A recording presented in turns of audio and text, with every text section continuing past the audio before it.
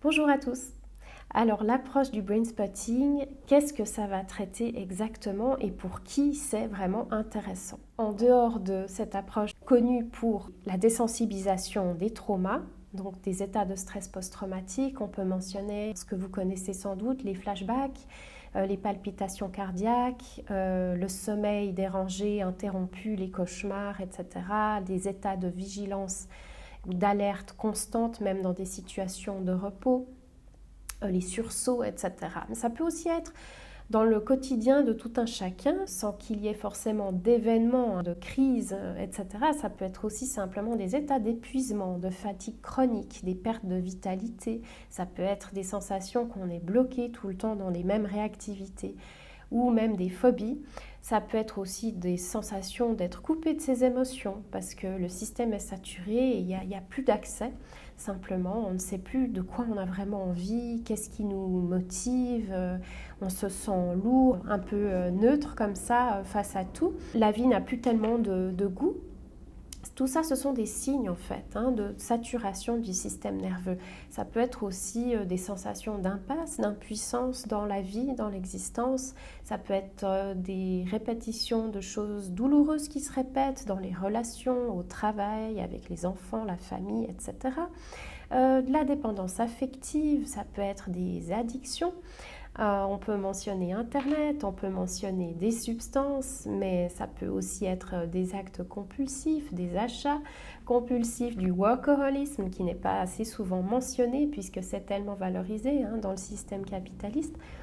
Ça peut être aussi de la surcharge émotionnelle, vous savez, ces états quand on est à fleur de peau et puis que le corps a absolument besoin d'évacuer des larmes, etc. Et puis ça sort dans un contexte qui n'a rien à voir en fait avec la cause réelle en fait de ce stress qui nous submerge.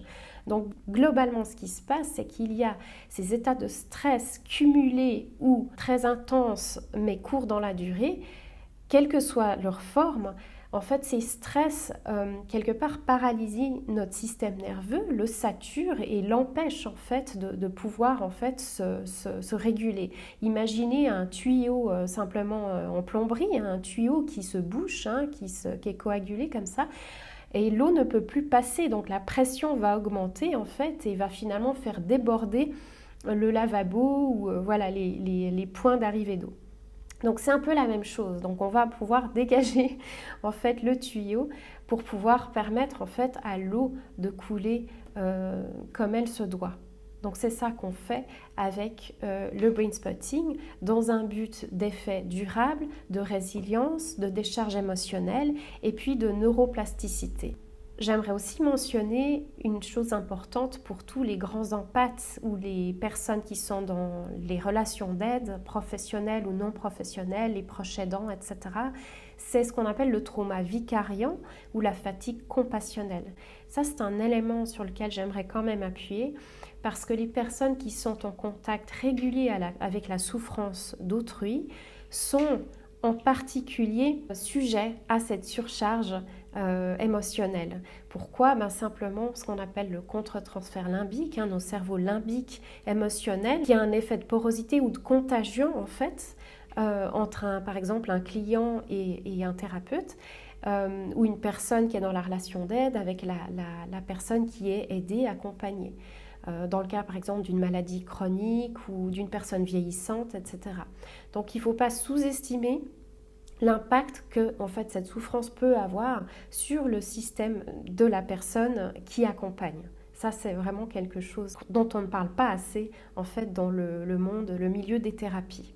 Donc le brain spotting peut effectivement soulager en fait, cette fatigue compassionnelle pour permettre aux professionnels de pouvoir se ressourcer et de mieux réguler en fait leur propre système nerveux pour éviter que le cumul les mène au burn-out, à la fatigue, etc. Et d'autre part, j'ai envie d'indiquer que les profils hypersensibles en fait et hyper empathiques sont aussi naturellement en proie puisqu'elles vont naturellement se mettre à l'écoute, à disposition des personnes qui sont en difficulté, en souffrance, qui traversent des épreuves, etc.